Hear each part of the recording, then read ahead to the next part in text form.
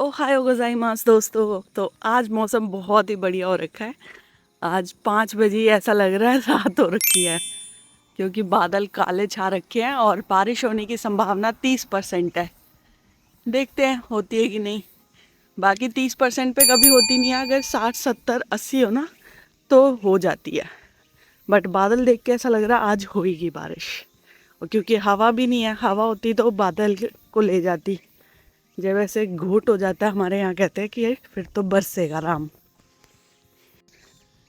ये पूरे घर को डिसमेंटल कर रहे हैं। पूरा घर ना ऐसे खोल देते हैं, पता भी नहीं चलता कब गायब हो जाता है। अभी तो यहाँ पे कुछ दिन पहले हम लोगों को रहता हुआ देख रहे थे, और अब पूरा डिसमेंटल ही करते जा रहे हैं।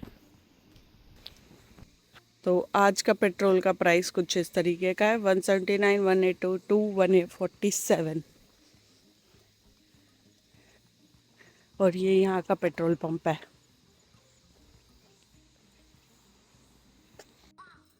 45 मिनट की बढ़िया वॉक करके हम पहुँच गए हैं घर। हमने ज़्यादा वॉक नहीं की और रनिंग नहीं की। क्यों? क्योंकि आज बादल है। बट हमारे घर आते ही देखो पिंक बादल दिखते हैं। हमारे यहाँ कहते हैं जब ये बादल पिंक दिखने लग जाए मतलब बारिश जा रही है और बारिश ख़त्म होने वाली है। पता नहीं ये कितना सच होगा, बट इस हिसाब से लग रहा है कि जा रही है। कहीं कहीं से बादल छट गए, जैसे ये वाला स्पॉट, ये वाला स्पॉट। तो यहाँ से तो बिल्कुल क्लियर होता जा रहा है। तो शायद आज बारिश नहीं आएगी।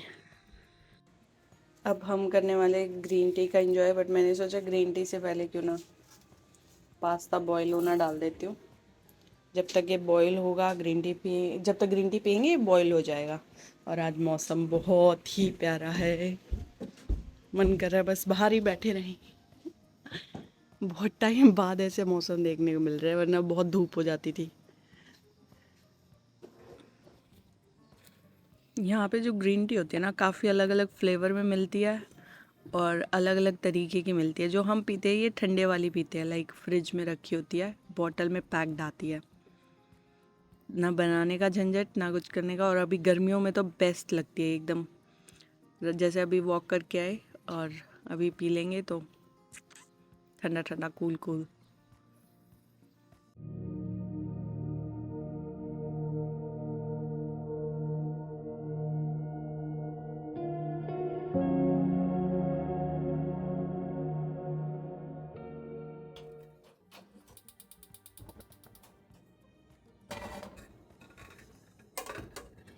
तो आज शोगन जी के लंच में जाएगा स्पेगेटी पास्ता।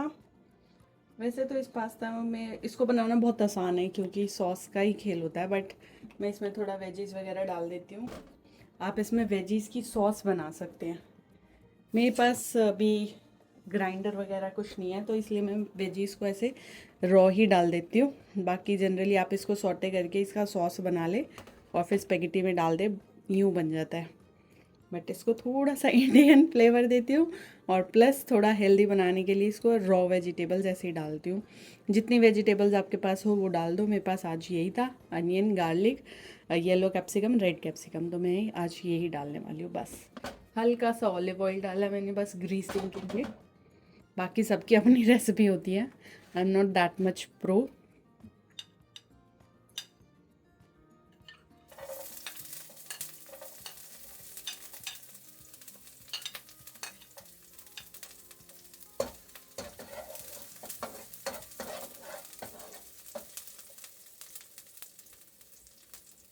सारी वेजिटेबल्स को मैं बस सौते करके अलग से सेपरेट निकाल लूँगी, क्योंकि सॉस, जब उसका सॉस बनाएंगे तो ये सॉगी ना हो जाए। इनका क्रंच रखने के लिए मैं इन्हें पहले सौते करके अलग निकालूंगी।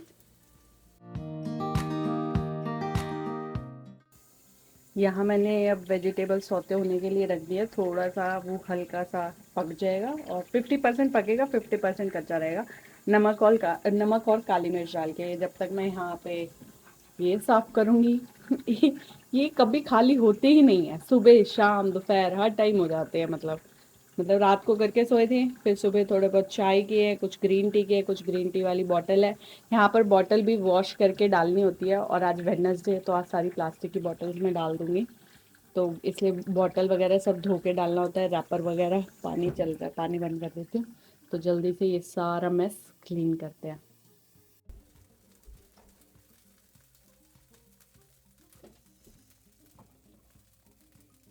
अब मैं इसमें हल्का सा दोबारा ऑलिव ऑयल डालूंगी। आप लोग बटर और ये सब भी डाल सकते हो, बट अभी हम यहाँ पे खा नहीं रहे हैं इसलिए। और थोड़ा सा डालूंगी मैं चिली ऑयल। जापान में चिली ऑयल बहुत बढ़िया मिलता है। इसमें रोस्टेड गार्लिक होता है, अनियन होता है, और ये इसमें सीड्स होती हैं, तो एक अलग ही फ्लेवर देता है ये।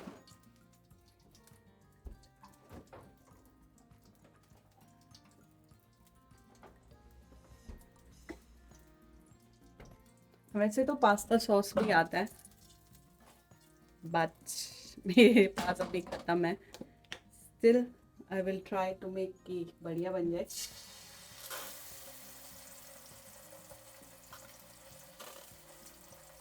ये डाला मैंने थोड़ा सा केचप, इससे आएगा टैंगी फ्लेवर।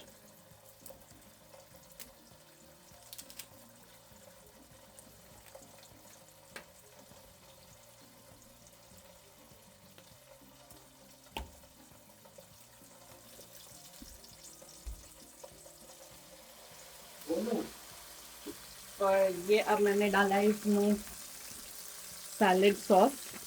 इससे क्या है, थोड़ा सा क्रीमी टेक्सचर आ जाता है, बहुत बढ़िया। तो जो मैदा वाले वाइट सॉस वगैरह बनानी नहीं पड़ती मुझे इसमें। वैसे तो काइंड ऑफ ये पूरा वेजिटेबल ही होता है। अगर आप देखोगे तो ये रेड कैप्सिकम और लेटुस वाला मिक्सचर का है, और साथ में इसमें पम्पकिन, यहाँ पे सारे इंग्रेडिएंट्स लिखे होते हैं, क्योंकि इसमें नॉन वेज वाला भी आता है। हमने काफ़ी पढ़ लिख कर और थोड़ा रिसर्च करके ये वाला ढूंढा था, तो इससे थोड़ा बढ़िया क्रीमी टेक्सचर आ जाता है पास्ता को। अब हम इसमें डालेंगे थोड़ा सा नमक, थोड़ी सी काली मिर्च,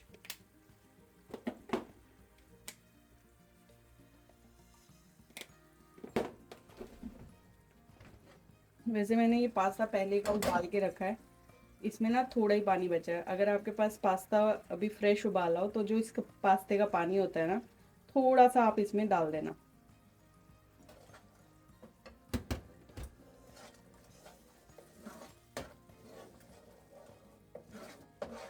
अप्रॉक्स 1 करछी जितना पानी आप इसमें डाल सकते हो। बाकी मैं कुक नहीं हूँ, आप लोग भी बता सकते हो आप लोग पास्ता कैसे बनाते हो। मैं तो हिट एंड ट्रायल रेसिपी करती रहती हूँ।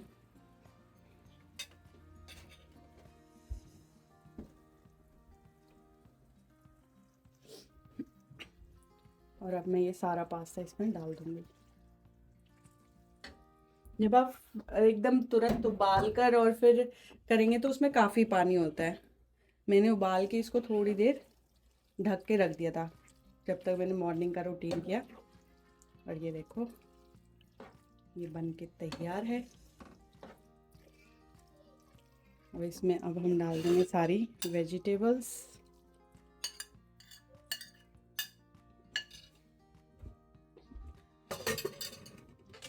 वैसे तो आप इसमें, अगर आपके पास ग्रीन अनियन वगैरह हो तो उससे भी आप ड्रेसिंग कर सकते हैं, बट मैं अब इसमें थोड़े से सिसमे सीड्स डालूंगी, तिल।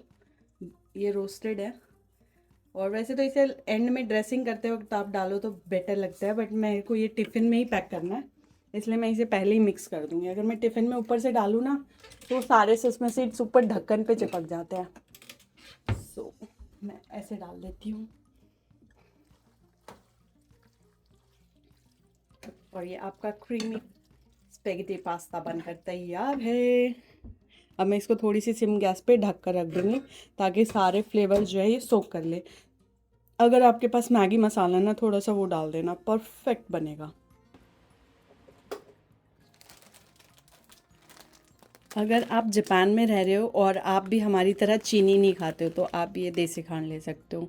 भाई मुझे तो ये इंडिया से भी बहुत बेटर लगी, इतनी मीठी और इतना घुल जाती है, लगती भी कम रेशो में। ओहो गिर गया।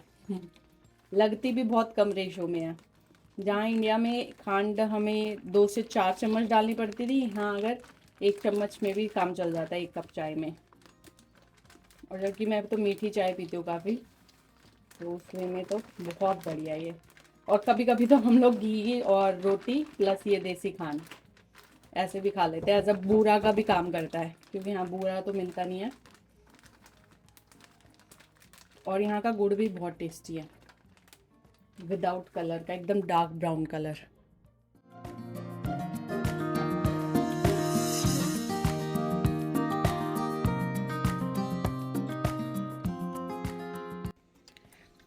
आज वेडनेसडे है, आज प्लास्टिक की बॉटल्स का डे है।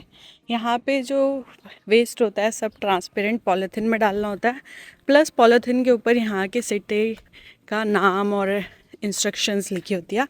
एकदम वाइट ट्रांसपेरेंट पॉलीथीन में डालने का ये लॉजिक है कि जो उठाने आते हैं उन्हें पता चल जाता है कि आपका गार्बेज सॉर्टेड है कि नहीं। आपने गलत डे पे, मतलब आज मान लो प्लास्टिक का है, आज बर्नेबल तो नहीं दे दिया, इसलिए ट्रांसपेरेंट पन्निया में हमें डालना होता है। ये शोगन साहब की चाय प्लस ओट्स रेडी हो चुका है। वैसे तो ओट्स दूध में लेते हैं, but he is lactose intolerance, तो इसलिए चाय में देते हैं हम। और यहाँ पे बेस्ट लगता है, बेस्ट। तो दिन में शोगन साहब इसे ब्रेकफास्ट में खाते हैं, मैं इसे डिनर में खाती हूँ। ये ब्रेकफास्ट रेडी हो गया। जिस दिन मतलब पास्ता और ये सब बनाना होता है ना, उस दिन बहुत जल्दी फ्री हो जाती हूँ। ये किसने रखा है तेल? जब सुबह कुछ भी सामान जगह पे नहीं रखते हो आप, सारा सामान इधर उधर फेंक देते हो। तेल रखने की जगह नीचे। ये आप ही क्या करते हैं? कल पंखा कौन ठीक कर रहा था? ये परसों मैंने वहां रख दिया था, कल मैं आया तो यहाँ रख रखा था। परसों भी आपने जगह पे नहीं रखा था। परसों जब मैं उठी ना, किचन की स्लैब पे मिला था। Okay, I am sorry.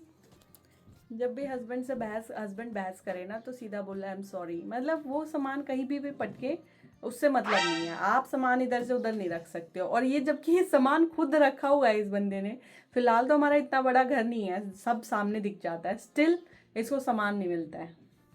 तो चलिए ये सब तो छोड़ते हैं। तो आज का मेरा ये रूटीन था, सुबह उठना 5 बजे से लेकर 8 साढ़े 8 तक का ये रूटीन रहता है। और जिस दिन पास्ता बनता है उस दिन बहुत रिलैक्स हो जाता है, क्योंकि सारी किचन का काम कंप्लीट हो जाता है। अगर लोग कहते हैं कि रोटी वगैरह बनाने में और इन सब चीज़ों में ज़्यादा इजी रहता है, बट मुझे पास्ता पोहा ये बनाना बहुत दिल से पसंद भी है, खाने में भी पसंद है और बनाना भी पसंद है। और इसमें काम भी जल्दी हो जाता है। अगर रोटी होती है तो काम फैला रहता है, क्योंकि मैं ब्रंच करती हूँ 11-12 बजे तक, और तब तक फिर वो रोटी वाला पूरा आटा वगैरह रखा रहता है स्लैब पे, तो मज़ा नहीं आता है। अब मेरा क्या है, 8:30 तक सारा किचन क्लीन हो चुका है। अब बस घर की सफाई, नहाना धोना और फिर अपना ऑफिस पे बैठ जाना। तो बस यही था मेरा सुबह का रूटीन। आप लोगों का सुबह के रूटीन में क्या रहता है, आप कमेंट कर सकते हैं। मिलते हैं आपको नेक्स्ट व्लॉग में, तब तक के लिए बेफिक्र। Signing off from Japan.